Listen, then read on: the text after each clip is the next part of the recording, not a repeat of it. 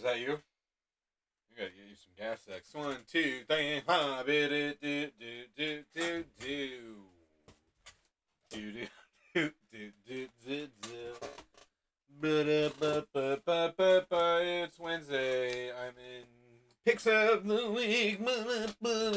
Hi, everybody. I feel like I'm rushing this now. Hey, how's it going? Welcome back to what I'm now thinking of as my podcast, even though I did a music podcast for 3 years up until just this past March, and every week only missed 1 week in that whole 3 years. 3 years to the nose, if I'm not very much mistaken. And the challenge after you do something like that is, what can my next project be that even fewer people will interact with? And I think I've hit on it. I think I nailed it by doing this for minimum half an hour lately. Um, and every week now lately too, I'm like, well, I'm not gonna go for that long next time. But then I read a whole bunch more that I'm like, oh, I'm gonna go on. So picks of the week this week, I just have the one, God of Tremors #1. This is put out by Aftershock Comics. This actually came out, I want to say, a week ago, if not two. But it got right past me. It's a one shot. It's $7. It's oversized magazine size, as you can see.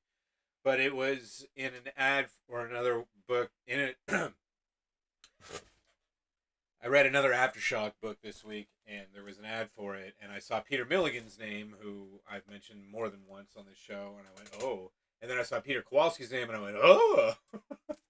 Peter Milligan has been one of my favorite writers since I was in high school, but he, I, there's definitely books of his that I don't feel the need to own. I'll read anything he does, but I'm not going to necessarily like that Out of Body series that he started earlier this year. I'm probably not gonna. I'll probably get it eventually, but I'm not in a hurry. I'm also just trying to cut down on my weekly purchases because I don't have that much money. I'm trying to save so I can get a car already, and also I have been just kind of burning out on comics in general. So this week in particular, I dropped 3 or 4 books that I normally had been buying, but I realized, you know, it's a little of an unfair advantage because Marvel Comics, I have such a long and I've invested so much into that one storyline, which is what most people really, when you think about it anyway, the Marvel universe is one storyline. It has obviously millions of storylines in it, but it's one, and I'm invested very much in that one storyline. So it's not hard to keep my interest. And, the criticisms that are absolutely fair to level at Marvel Comics, it's repetitive, it's the same thing over and over again. I mean, I can't argue that, but when you're as into it as I am, when you've invested as much as I have into it, it resonates differently. But I mean, there's really no other way around it. The indie stuff though doesn't quite have that advantage because it's a they're new characters. I mean, you get a book like Crossover, which is an indie book, but is about Marvel Comics, not to mention DC. That's a little bit different. Or The Boys is another example. But most of these indie books that I really enjoy, uh, just kind of lately anyway, I've just been kind of losing interest after a while. And I do one working theory that I have is that many comics, and this is mainstream or otherwise, are written for the trade. They're written for the secondary. I don't even know what you would call it the secondary market necessarily, but in a this is the analogy that my mind keeps going back to. In the late '90s, when Blockbuster Video was how most people got their where how most people watched movies was by renting them at Blockbuster. Film directors started shooting movies for the small screen, and I never liked that. I like the widescreen. I was, in my early 20s, and I was very much a film. I was very much a cineast at that age. I really was really highfalutin. Never mind that my favorite movie was still Police Academy 4: Citizens on Patrol. I wanted to see it for the big screen.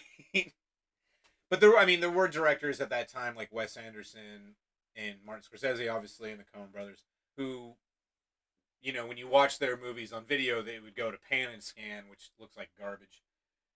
I didn't know the difference when I was a kid, but by the time I was in my 20s, I could see the difference and I didn't like it. So I was really bummed that, so many, because, I'm really babbling here.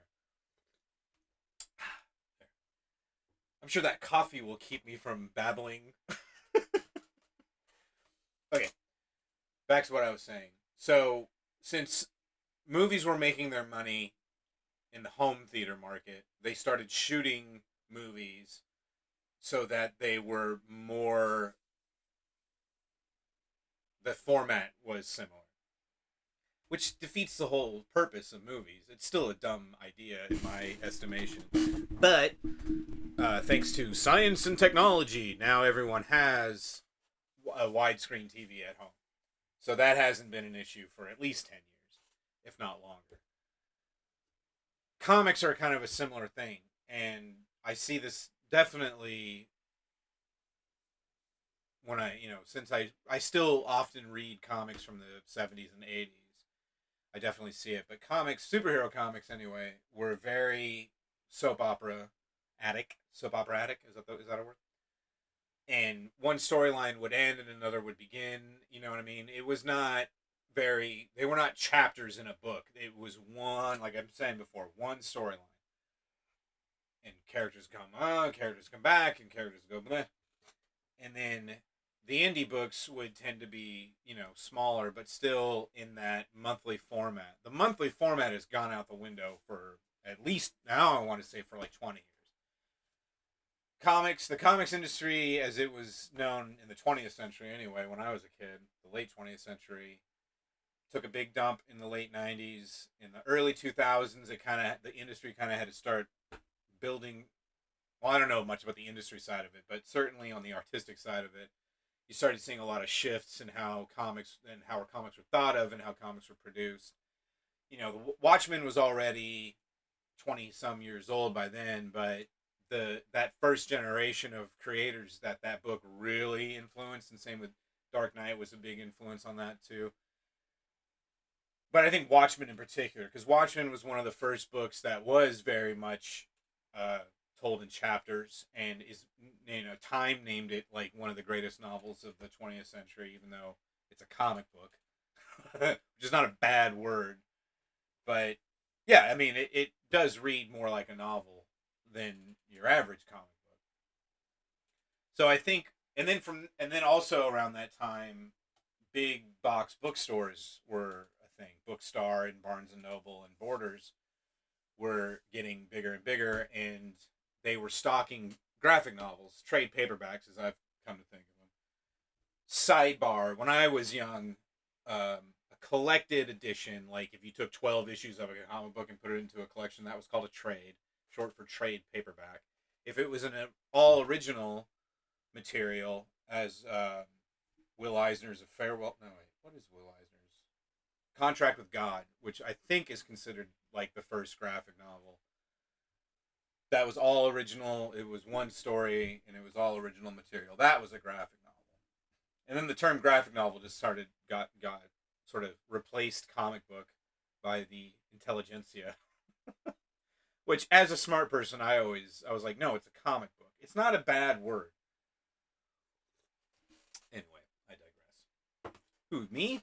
So, yeah, okay. So, like I was saying, in the early 2000s, late 90s, early 2000s, that was when it kind of started shifting that way. That comic book storytelling became chapters, and I've got no real problem with it. I mean, I obviously prefer things as they were when I was a kid, but so does everybody. Um, it doesn't bother me, but it does kind of beg the question: well, why am I buying? Why am I shelling out $4 a month for Norse mythology? Or Norse mythology is the big one. Norse mythology, which I've talked about on here before a few times, is an adaptation of a book of Norse mythology that Neil Gaiman wrote. Obviously, Neil Gaiman didn't create Norse mythology, or did he? But he wrote a book, which I think I even, yeah, my sister bought this for me for my birthday last year or the year before, and I still haven't actually read it. So he took all the Norse. I mean, and I, there obviously have been books of Norse mythology before this, which books that I have read, and like with Neil Gaiman, most of my interest in Norse mythology came from comic books. So Gaiman wrote that book, and then um, Dark Horse decided to adapt it into comic book form, which is just kind of a nice. It's also because Gaiman has like a cult following, and I'm very much in that cult. I mean, I don't wear eyeliner, but other than that, I've always been a huge fan of Neil Gaiman's, and they did the same thing with American Gods. He wrote a book called American Gods, the novel, which I bought in 2000 and I've read a couple 3 times. One of my favorite books. Then in 20, 2016, I want to say, the Stars Network adapted it into a television program, which I haven't seen, but I will watch eventually, I'm sure. And then Dark Horse also, again, decided to adapt that to a comic book, which I bought and read because I'm a fanatic. So Norse mythology is obviously not Gaiman's creations as American Gods were. I am meandering back to a point.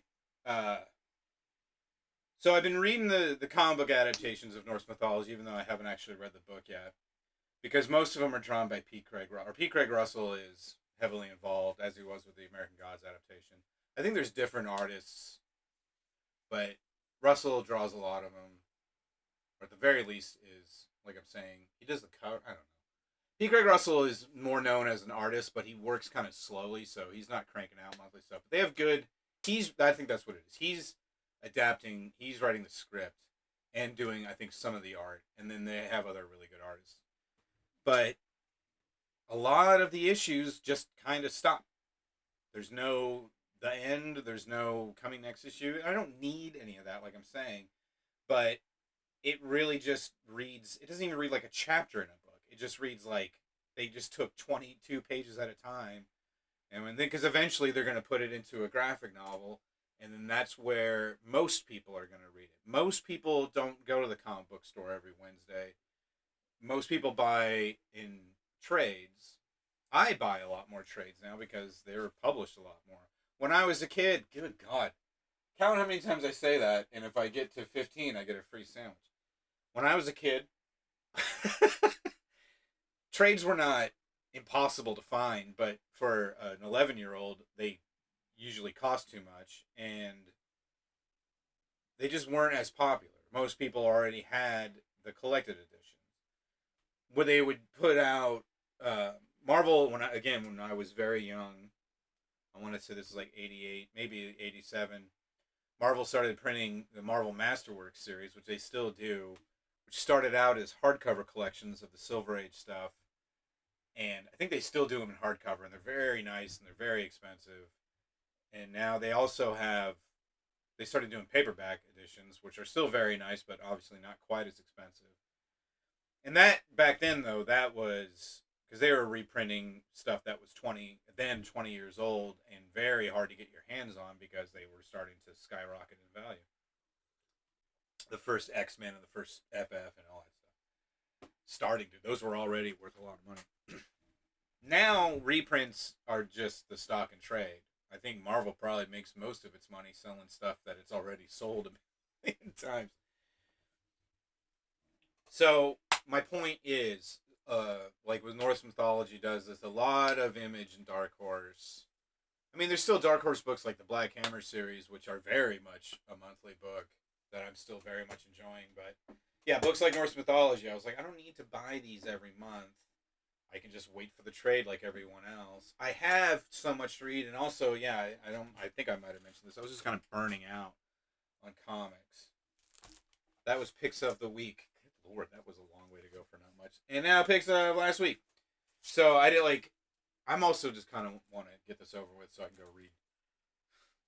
Because I've been really kind of just burning out on comics in general, and I think a lot of that had to do with I've been buying too many, and I still have like tons and tons and tons, and this goes for other books too. And I'm much better this year in general about comics in general, but books particularly. Like I like keep buying books, and I've really slowed down on that. But I mean, I'll still check them out from the library all the time, and it's like I have enough to read. And it's almost like I'm putting pressure on myself. But this weekend, I got to read a ton of stuff, and I was just like, oh, right. I love to read comics. This isn't pressure. This is just something I enjoy doing. I just need to kind of ease up on myself a little bit because I just, get burnt out. All right, so first up, here's a pretty good example. So last week, one of the picks of the week was the Heroes Union #1, which is a really fun throwback to.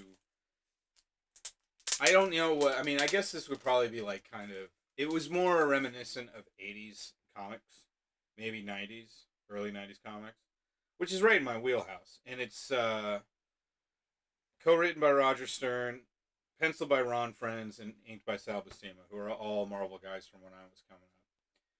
And it was fun, and it was Kirby-esque, and it was, cute, and it was only $5 for 68 pages, and I don't need to read these at all.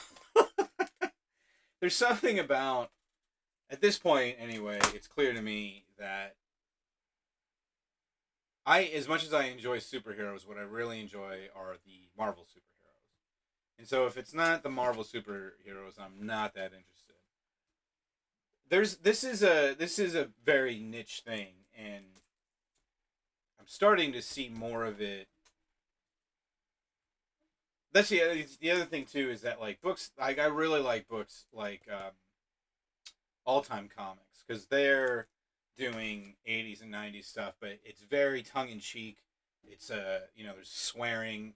It's a satire of that era. Although I do think it comes very much from like they genuinely like this stuff, but they're kind of making fun of it. They're not making. This is not tongue in cheek at all. This is straight up just trying to do a superhero book from 1984 or 1991. Take your pick. Not my thing. I kind of like it a little more self-aware if they're gonna do that sort of stuff, or a little winky at the reader, like, right? Isn't this how comics used to be? And they are. There's nothing wrong, because there's also a very, I don't know how big it is, but Golden Age comics have the same sort of following, and there's a couple publishers that still publish superhero books that are very much in the mold of World War II era comics. And I don't even really like World War II era comics that much. I'll read them, but they're not like my go-to at all. So this was great, but this is not something I need to have. I would rather read some more of this other stuff. I mean, I guess I won't know that until I try it, right? But so I don't regret buying that or anything. But then you come to this book, and I'm just like, yeah, this is what I'm talking about. Kang the Conqueror #1. This is so much fun, and I'm already bummed that it's not gonna last forever. Kelly Lansing are a writing team that I keep seeing their names around more, and I'm probably gonna start reading a little bit more of their stuff just because of this book. This book is exactly what I wanted. One of the main things that I like about Kang, and one of the main things that I like about Marvel supervillains from this era, because Kang is like a Silver Age creation. Gosh, I guess I could just look it up. They do, and I think I mentioned it last week, but his first canonical appearance was actually as Pharaoh Ramo Tut, even though he wasn't revealed to be Kang in that issue. It was like Fantastic Four #4. It was like one of their very first, or 19, my mistake. Okay, yeah. He appeared as Pharaoh Rama Tut in Fantastic Four number 19, and then as Kang the Conqueror in Avengers number 8. So he's always he has largely been an Avengers villain um, ever since. But one of my favorite things about supervillains from Marvel Comics of that time, and I'm sure they do this at DC, but I'm mostly thinking Marvel, is Magneto did this, Doctor Doom. All of my favorite supervillains have this, and you might go, Jimmy enjoys this, but it's because they're long winded. I love a monologist supervillain, a guy who's got, boy does he have an axe to grind, and before he destroys the world, he's first going to torture it by using a lot of $10 words to basically say, "Go to hell, the lot of you," and that's very much what Kang does. So this issue is we meet a very young Kang in the 35th century, I think he comes from, and he's bored out of his mind because, as a lot of utopians are, it's just boring. Every need is met. He's never been challenged to anything. So he breaks into Castle Doom in Latveria, or what used to be Latveria, because the his library is still intact, and that's a big challenge. And he overcame that challenge, and then grown up Kang arrives at that point and is like, "Ah, yes, here you are, my young self. It's time you learned to become Kang the Conqueror." So he takes him to the Jurassic era to train him for a few years, and things go awry. But it's really fun. I don't think they've ever really done. Kang's origin has been, told already, but I couldn't tell it to you how it was originally told. I do. Oh wait, I think he is technically a descendant of Reed Richards from the Fantastic Four. And I think in some storylines he is Reed's father, right? He's very much, caught up in the Fantastic Four's history, although that hasn't quite come up yet.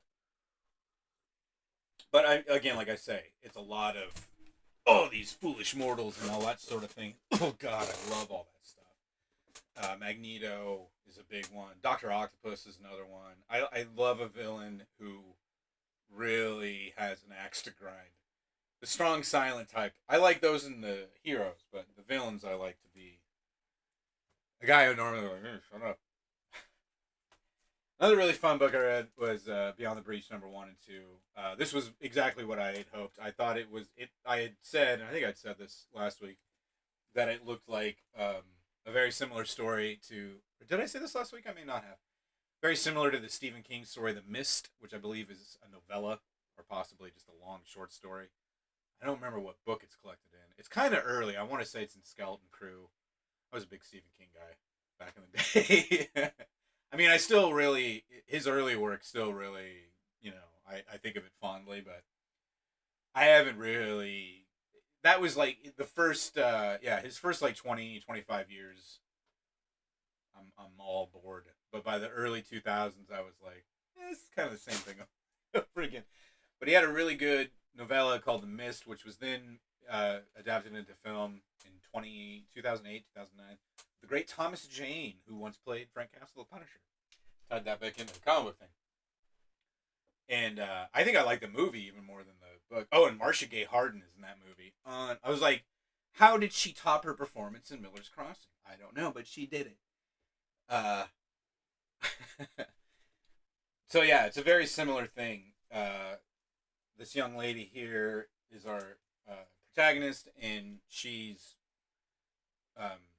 just minding her own business, basically driving down the road, and suddenly there's I think it's like the whole West Coast is just all of a sudden in this other dimension, and no electronics work, cars stop working, and there's all monsters everywhere, and they're trying to eat people and stuff, and so it's very much like fish out of water in that regard. But yeah, it's really fun. It's by Ed Brisson, who's he's written a ton of Marvel stuff and good stuff. So also this week I read, like I said, I pretty much got all caught up on my bookie books. But there's a few more I wanted to. Well, this was one that was a pick of the week a few weeks ago. This is The Strange Death of Alex Raymond by Dave Sim and Carson Grubaugh. Now, I went on at length about Dave when I first bought this book, so I'm not going to go into all of that now. But suffice it to say, he's as Dave as ever. Actually, I think he's probably a little less Dave. So basically, what I'm talking about is, well, first I'll get into the book itself one time. So Alex Raymond was a comic strip artist in the 50s and 40s too, I think. Yeah. Hell, maybe even the 30s. No, I think this is like in the 50s. I think he died in 1959. He drew Rip Carson or Rip Kirby and a bunch of. To be honest with you, a lot of my knowledge of comic strips of that era comes from Dave Sim.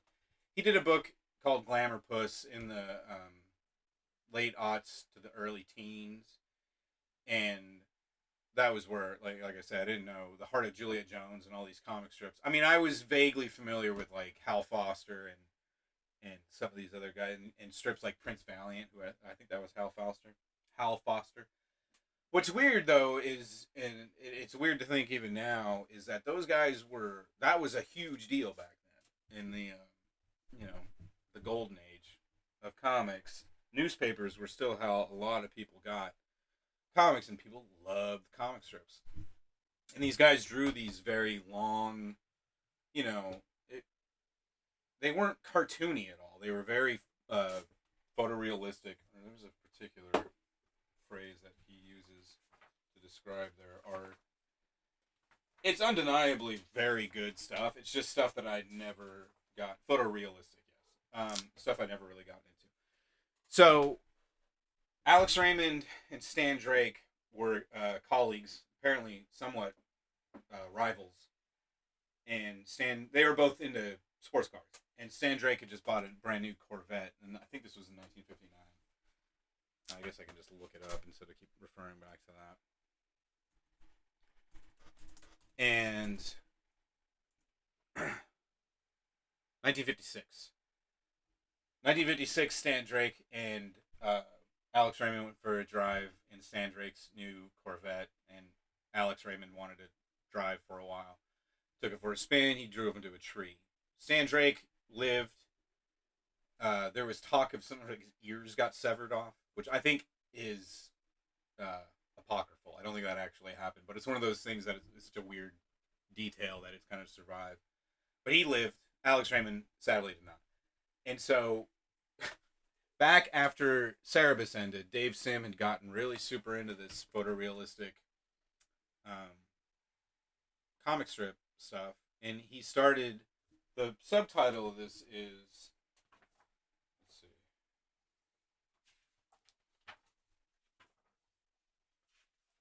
A Metaphysical History of Comics Photorealism. So Dave's a bit of a, I think it's safe to say, a bit of an eccentric. So the book starts off amazing, and even though Dave unfortunately can't draw anymore because he's got some weird, it's not carpal tunnel, but it's something where he can't. I don't think they've been able to diagnose it, but drawing for him, he can do it for short amounts of time, and it causes him great pain, so he just kind of doesn't do it anymore. And Carson Grubaugh had to finish the book basically, but he only got better as an artist, and his work never fails to blow me away. So it starts off as a kind of just a history of photorealistic comics and very art nerd stuff. A lot of Bert Hogarth and Hal Foster, and how Raymond kind of stole from this one, stole from that one, and then blah blah blah. A lot of speculation. I mean, it's almost all speculative because it's metaphysical. Because that's when it starts to get weird. Is that Dave starts drawing all these connections. So I think it's very hard to follow at a certain point once he kind of gets off the historical part. I think what he's basically trying to say is that Ward Green, who wrote Rip Kirby and The Heart of Juliet Jones and all these comic strips that Alex Raymond illustrated, was more or less calling on powers, evil spirits, whatever you want to call it. He doesn't ever really say but he heavily implies, or this is my reading of it, he heavily implies that Ward Green was so obsessed with Margaret Mitchell, the author of Gone with the Wind, that in his comic scripts, he tapped into some weird energy that not only led to the death of Margaret Mitchell, but also to the death of Alex Raymond. Margaret Mitchell also died in a car accident. She was hit by a taxi cab driver. Um, I don't know. Honestly, it kind of gave me a headache towards the end. And then it doesn't help that he did kind of have to abandon the project before he finished it, and Carson Grubaugh had to do his best to fill it in. And the whole story is told like Dave's a character, Carson Grubaugh's a character. The whole story is told very metafictionally, fittingly enough for a book about metaphysics and photorealism comics. Weird, wild stuff is what I'm saying, but I honestly couldn't. Well, I could put it down. I had to put it down because, like I said, it was giving me a headache. But it's still, like I say, it's some of Dave's best work. It's it was very. I mean, it was fascinating, even though a lot of it didn't make sense to me, and what did make sense to me didn't make much sense to me. And I will say this as a guilty white liberal, that Dave's unfortunate, in my estimation, Dave's unfortunate homophobia and sexism takes enough of a back seat that it never really got in the way of the narrative for me, which is a thing with Cerebus. Like, I couldn't. There was parts of Cerebus where I was like, dude, shut up. And I'm sure I mentioned this before, but yeah, Dave's a super conservative. He was a post 9/11 conservative, and he's highly pious and religious, but his religion is kind of his own, and it's very much a blend of Islam, Judaism, and Christianity. All the old stuff, none of the new shit, none of the Jesus stuff. It's all Old Testament, real wrath of God type stuff. But yeah, and he also does not like homosexuality. He's long been considered a misogynist, and I'm not making excuses for the guy, but I don't feel the need to dogpile on him any further either. Because, like I say, he's still a brilliant artist. I know it's a shitty thing. Well, whatever. This is definitely gone on long enough. Welcome to my podcast. This is a podcast now. Call the t-shirt guys that we and tell them to change it from a YouTube channel. All right, so yeah, what else I got to this week was a lot of very fun stuff, and this is the order in which I will go. First up, Ascender number 18. I hadn't realized until I was about halfway through this issue, this is the final issue of Ascender. So Ascender is written by Jeff Lemire, who I've definitely mentioned a million times. Drawn by Dustin Nguyen, who I knew before this book. I knew his name from stuff, but again, I guess I can just look it up. These books, because the book started with Descender, which was a book about, it's a book in the far future, and basically robots have been outlawed, but there's a plucky young boy robot who teaches us all to laugh about love again. Dustin Nguyen was mostly a DC guy, so I probably just knew him. Oh right, he drew Wildcats and the Authority. Yeah, so I probably know him from that stuff. Although that later Authority stuff that Tom Payer wrote, I don't even know if I've read that. But he drew the Authority Revolution with Ed Brubaker. That I did read, I'm pretty sure. And a lot of this DC stuff was from a time where like I wasn't reading a ton of DC, but more than I am now. So yeah, Descender was about robots had been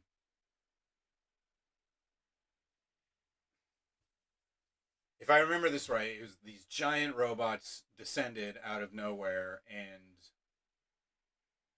destroyed a bunch of. Oh, gosh, it's been so long now, I don't remember.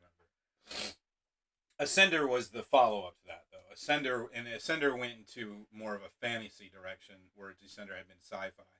So after the events of Descender, all technology was outlawed and magic was the only thing that, magic kind of ruled with an iron fist. And again, Tim 21 kind of had to save the day. That's a very terrible thumbnail of it. It's a book that I've always enjoyed, but it's also one of those books that I just I don't know anybody who reads it, so I never have anybody to talk to about it. I wouldn't mind. I've been thinking about this too because I keep forgetting how many comics are available on the library, just the Hoopla library app that I have. So I can go back and read all this stuff for nothing. I almost said a bad word. But I did want to just because this was a lot of fun and it was a good issue.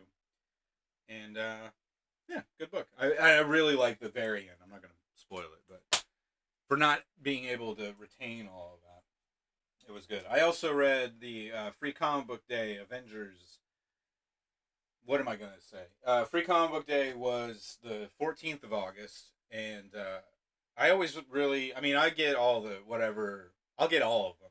Sometimes I avoid the littler kid ones, not just because I don't really like them, I don't, but because, save those for some little kid who might.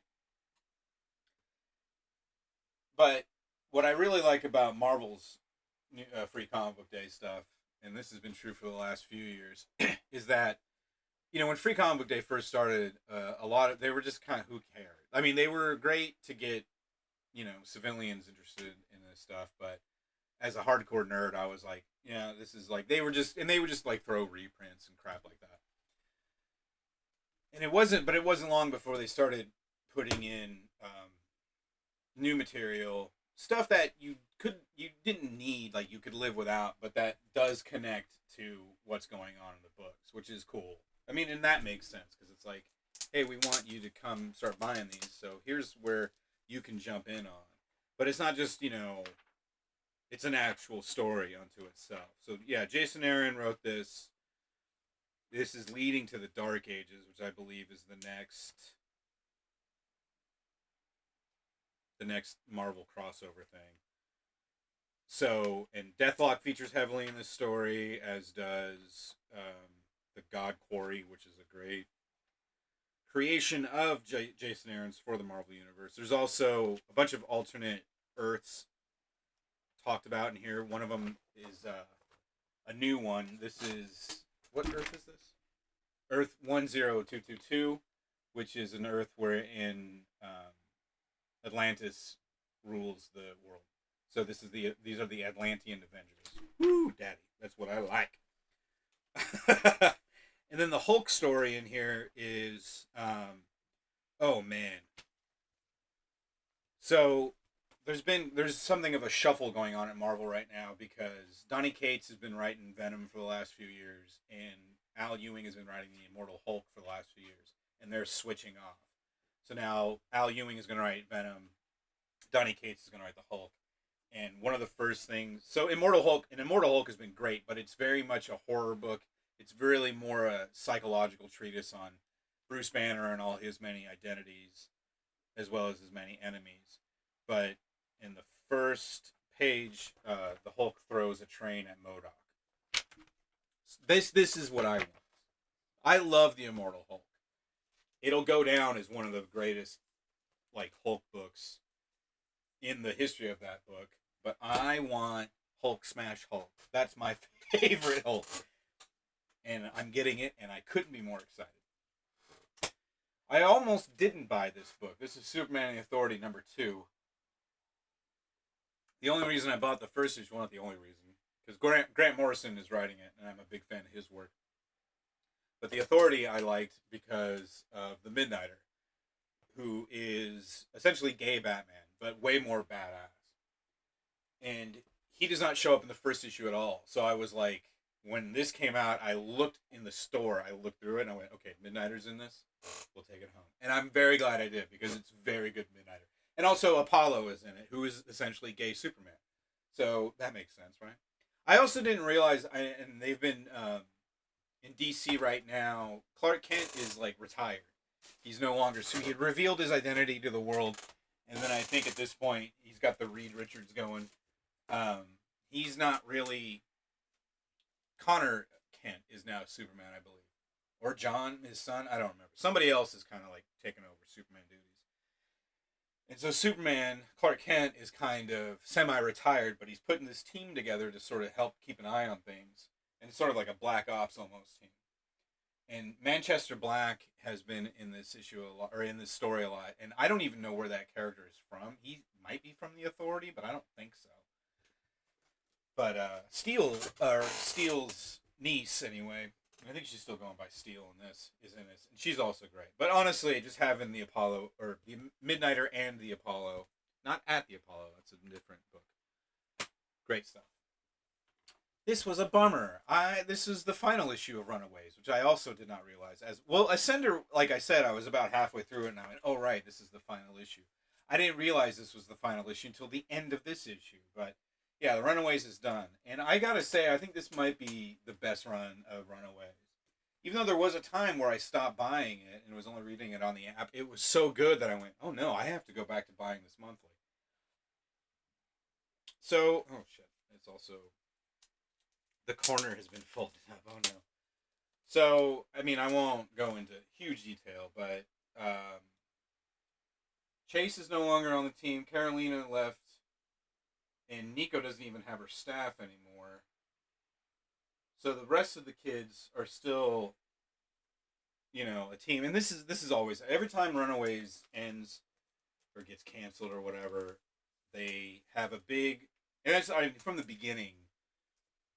From the first arc, one of the main characters gets killed, and you're like, oh shit. So it was like from right away, you're like, oh okay, anybody could die. It was a similar thing with Ecstatics, where you're kind of trained right away to be like, nope, this is not going to be like where we keep. They always come back. They often come back, but not always. But yeah, it's over with, and I'm really bummed. So. Good work, everybody. I'm looking forward. I think they mostly brought this book back because of that TV show, and I think that TV show is probably over with. So maybe interest will get sparked up in it again. But this is one of my favorites. I have every Runaways. I think the first, I have the digest size trade paperbacks for the first few volumes, but other than that, I have that makes no difference at all. But I have pretty much every Runaways. There was a Civil War book called Civil War Young Avengers Runaways, which I don't think I do that. But I love the Runaways. I'm bummed that it's not going to be a book anymore, but also I could use the time off. Here's another book. Holy shit. X-Men: The Trial of Magneto #1. So at the end of the Hellfire Gala, which was the big X crossover from earlier this summer, Wanda was found dead. Well, now I can't remember her name. The hell's Wanda's last name? Magnus? No. What is Wanda's last name? That's driving me nuts. So in current continuity, and I think this Maximoff, in current continuity, Wanda is not a mutant. She is a human.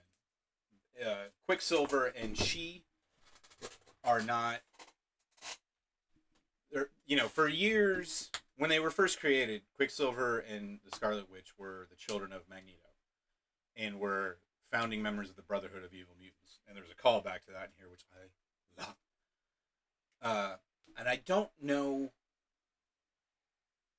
I think this is wrapped up in the movie stuff because, to get into this, but back in the day, Stan Lee sold the rights to the X-Men to Sony, and they held on to them for a long time, even though, they were worthless until those movies started coming out. And so, but since Quicksilver and the Scarlet Witch had also been Avengers, that was some sort of loophole to where Marvel films were like, well, we could still use them because they're technically, and they were different. And I think they addressed exactly this in the WandaVision TV show, which I didn't never finish. Regardless, so I don't remember how this comes up in 616 continuity, but yeah, at some point in the comics, they made it to where they are not Magneto's children. I don't even think Polaris is Magneto's daughter anymore. and they are not mutants. They are. I don't remember how they get their powers exactly, but so Wanda gets killed on Krakoa. Since she's not a mutant, she has no. On Krakoa now, they have the technology to bring mutants back from the dead. Well, they can bring anybody back from the dead, but they're only doing it for mutants. And that is not common knowledge outside of Krakoa. So Magneto wants her to be resurrected, and he is voted down because she's not. There's a lot of dead mutants already kind of in line ahead of her, and Magneto's pissed, and he does monologize, and I again can't get enough of it. Very, oh, you have no idea who you're fooling, that sort of thing. And because then they also the X Factor, who is the kind of CSI of Krakoa, is looking into Wanda's death, and evidence would make it appear that Magneto is responsible. I mean, it seems pretty obvious to me, even just from the title, that Magneto is being framed. But yeah, he puts up a fight. Look at you, mired in your methods of force. Like, that's Mystique saying that, not in that voice. I carved myself out of torture to stand tall upon the ruins of my subjugation. That's Magneto. Magneto was right. So yeah, Magneto gets to monologize when they won't bring Wanda back from the dead. He gets to monologize again as he fights X Factor, that they try to arrest him. It's brilliant stuff. Brilliant stuff. I'm super excited. I think that, again, like I was saying at the top of this episode, I'm getting a little burnt out on comics, but since I'm so invested in Marvel comics, they still really bring it out in me. And so I kind of got rejuvenated. Not in more ways than one, because it does make me feel like a child. And it is very childish. But yeah, great stuff. I like comic books quite a bit. Alright. This might be the longest episode yet. Good for me. Alright, then. We'll see you back. Don't let me drink coffee before we do